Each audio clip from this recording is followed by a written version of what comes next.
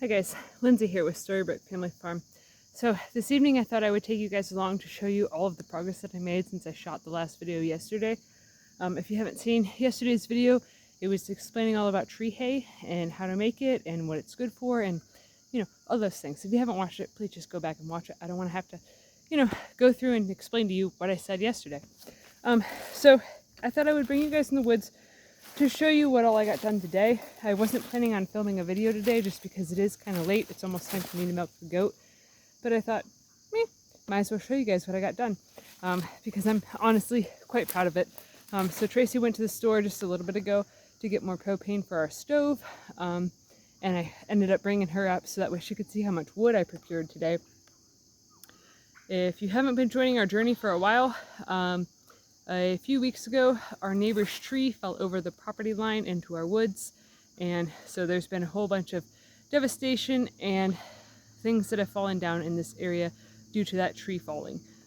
So we do have, I don't think on camera it will depict it, but right up above me here, I'm not standing in any dangerous spots right now, but there is a big widowmaker right up above me. So eventually, I'm assuming probably this winter in one of the winter windstorms, it'll probably fall down. But as of right now, it's still standing strong. And we've had a lot of windstorms since the initial tree fell that knocked it down and broke it and all that fun jazz. So I'm feeling pretty confident and pretty safe that it's not gonna be my demise today. So with that being said, where I started the video off yesterday was over in here, showing you guys all of the dead branches that I was going to turn into tree hay. Well, today my initial goal was to just bring all the tree hay down and take it over towards the shed where it's going to be stored at.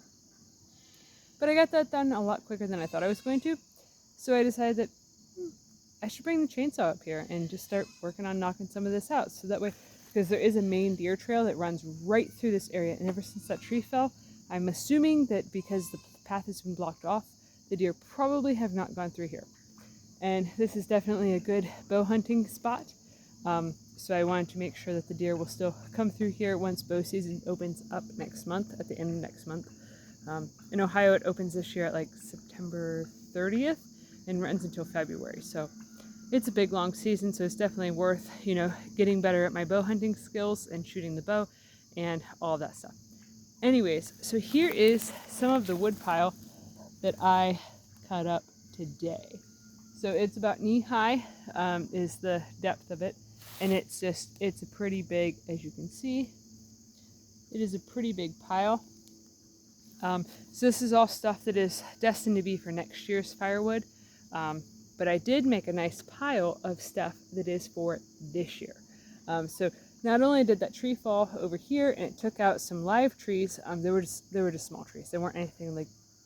There was a bunch of maple trees here, and I like to tap maple trees. There's skeeters out. But I like to tap maple trees, words are hard, in the January, February time. And the tree that it did take out that was still alive, it was a maple, but it wasn't big enough to be tapped yet, so it wasn't a super huge loss.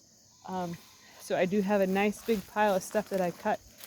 I basically just bucked it down so that way it's big enough or small enough that we can carry it down towards the woodshed and then cut it smaller there and then split it if it needs to be. But this is the pile that I got that's going to be burnt for this year's heat source. So that's a pretty nice sized pile over in here. I'm not sure how long that's going to last us, just because this is our first year at this homestead. This is also our first year heating with wood. So when I was growing up as a child, not child, but teenager and stuff, we did heat our house mostly with just wood. So I do know how to start a fire, stoke fire, do all the fire things and stuff. But with this house, I have no idea how many cords of wood we're going to need. So everybody that we've asked has said basically just try to procure as much as you can and keep track of what you burn. So that's what we're doing. There's a lot of dead standing trees that are on this property, and there's also quite a few dead trees that have been cut down or have fallen down in storms in the years prior to us buying this place. So I've been working on cutting some of them down. So I did some more of that today, actually. So I'll show you guys. Hopefully I won't trip and fall on camera. That'd be quite comical to see. It is kind of a rough terrain getting down here. But I did cut down Man, the mosquitoes are really bad. I just got bit by one on my thumb. I was holding the tripod and my thumb got bit. So that was kind of a booger.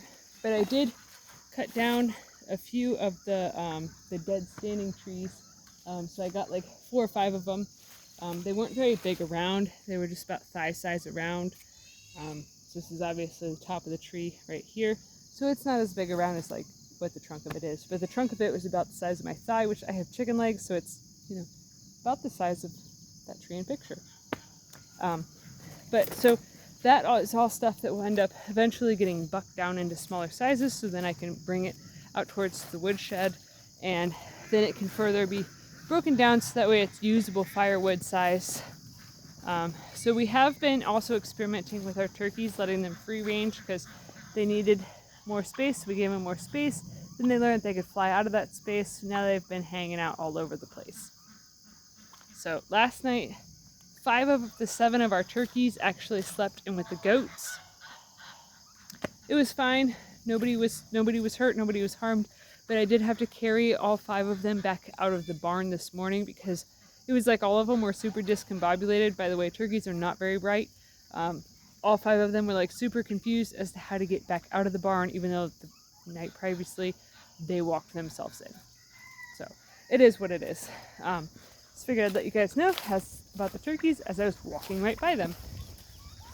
So I want to show you guys a much better view of the tree hay that I procured for the winter time. It does need broken down further, so then that way we can hang it and store it better.